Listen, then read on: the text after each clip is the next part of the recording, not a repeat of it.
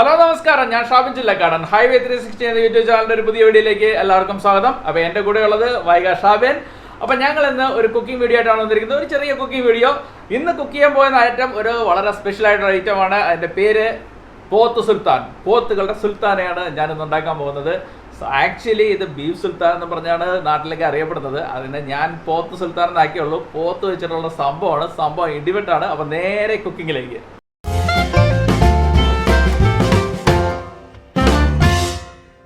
പോത്ത് സുൽത്താൻ ഉണ്ടാക്കാനായിട്ട് നല്ല ഇളം പോത്തിറച്ചി 1 കിലോ അതിങ്ങനെ കഴുകി വൃത്തിയാക്കി വെച്ചിട്ടുണ്ട്. ആ ഇറച്ചിയുടെ കളർ കണ്ടോ, നല്ല ഒന്നാം തരം നല്ല സ്വയംഭം പോത്തിറച്ചിയാണിത്. ഇത് നേരെ കുക്കറിലോട്ടും കൊണ്ട് മാറ്റുന്നു. വെള്ളം നമ്മൾ ഒട്ടും ചേർക്കുന്നില്ല. ആവശ്യത്തിന് ഉപ്പും അതുപോലെ തന്നെ ഒരു 1-1.25 ടീസ്പൂൺ മഞ്ഞൾപ്പൊടിയും ചേർത്ത് അത് നേരെ അങ്ങോട്ട് മിക്സ് ചെയ്യുക. കൈ കൊണ്ട് നന്നായിട്ട് ഇളക്കി യോജിപ്പിക്കുക.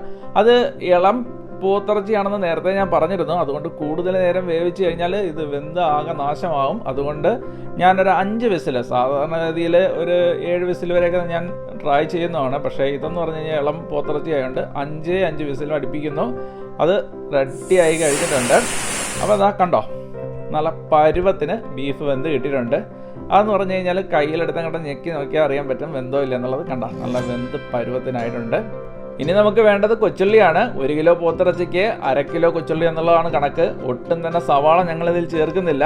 കൊച്ചുള്ളി നന്നായിട്ട് ഇതുപോലെ ചതച്ചെടുക്കുക. അതിനുശേഷം കടായി ചൂടാകുമ്പോൾ വെളിച്ചെണ്ണ ഒഴിച്ച് ഇഷ്ടാനുസരണം കറിവേപ്പില അങ്ങോട്ട് ഇടുക. അതിനുശേഷം നമ്മൾ ഈ ചതച്ച് വെച്ചിരിക്കുന്ന കൊച്ചുള്ളി അങ്ങോട്ട് ചേർക്കുക. അത് നന്നായിട്ട് അങ്ങോട്ട് മിക്സ് ചെയ്യുക. ഏകദേശം അതൊന്ന് മൂത്ത് പരുവാകുമ്പോഴത്തേക്കാണ് നമ്മൾ അടുത്ത ഒരു മെയിൻ ഇൻഗ്രീഡിയൻ്റ് ഇതിൽ ചേർക്കുന്നത്. അത് മറ്റൊന്നുമല്ല, ചില്ലി ഫ്ലേക്സ് ആണ്. കാശ്മീരി ചില്ലിയും സാധാരണ ചില്ലിയും 50-50 അനുപാതത്തിൽ ചതച്ചെടുത്തത് 7 ടീസ്പൂൺ ചേർക്കുക. അളവ് തെറ്റിപ്പോയിട്ടൊന്നുമില്ല, 7 ടീസ്പൂൺ നിറയെ തന്നെ ചേർക്കുക. നല്ല ഒന്നാന്തര എരിവുള്ള ഒരു ഡിഷാണ് പോത്ത് സുൽത്താൻ. കൂടുതൽ എരിവ് വേണമെന്നുള്ളവർക്ക് 8 ടീസ്പൂണും ചേർക്കാവുന്നതാണ്, നോ പ്രോബ്ലം. അപ്പോൾ ഇത് നന്നായിട്ട് അങ്ങോട്ട് മിക്സ് ചെയ്യുക. ഇത് മൂത്തങ്ങോട്ട് വരുന്ന സമയത്ത് നമ്മൾ നേരത്തെ വേവിച്ച് മാറ്റി വെച്ചിരിക്കുന്ന നമ്മുടെ പോത്തിറച്ചി ഇതിലോട്ട് മിക്സ് ചെയ്യുക. ആ വെള്ളത്തോടു കൂടി തന്നെ മിക്സ് ചെയ്യണം. അത് നന്നായിട്ട് നമ്മുടെ മസാലയായിട്ട് അങ്ങോട്ട് യോജിപ്പിക്കുക.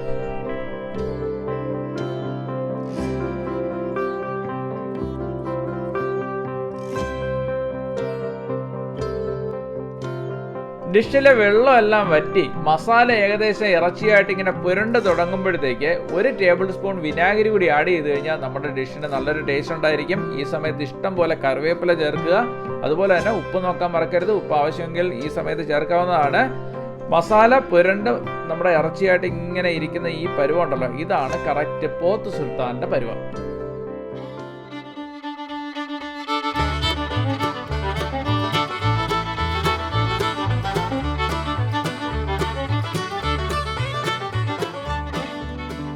അങ്ങനെ ഞങ്ങളുടെ സുൽത്താൻ ഇവിടെ റെഡിയായി കഴിഞ്ഞിരിക്കുന്നു. നല്ല അടിപൊളി ലുക്കാണ്. സംഭവം കണ്ടു കഴിഞ്ഞാൽ തന്നെ കൊതിയാവും. അപ്പം നമ്മൾ നേരെ അത് ടേസ്റ്റ് ചെയ്ത് നോക്കട്ടെ.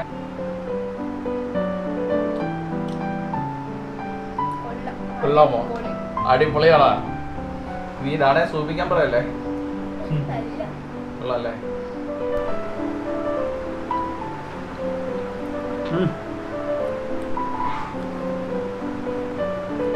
ഒന്നാന്തരം.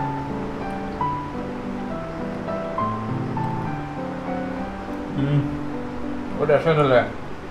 അപ്പം നമ്മുടെ ഈ ചാനൽ അപ്ലോഡ് ചെയ്യുന്ന വീഡിയോസ് നിങ്ങൾക്ക് ഇഷ്ടമായ ഉറപ്പായും നമ്മളെ സപ്പോർട്ട് ചെയ്യുക. സപ്പോർട്ട് ചെയ്യാൻ വേണ്ടി ചെയ്യേണ്ട കാര്യം, ചാനൽ സബ്സ്ക്രൈബ് ചെയ്യുക, വീഡിയോസ് ഷെയർ ചെയ്യുക, ലൈക്ക് ചെയ്യുക, കമൻറ്റ്സ് ഇടാൻ പറ്റിയാൽ അത്രയും നല്ലത്. അപ്പോൾ ഒരു പുതിയ വീഡിയോ കാണാം. Shabin Chillakkadan signing of.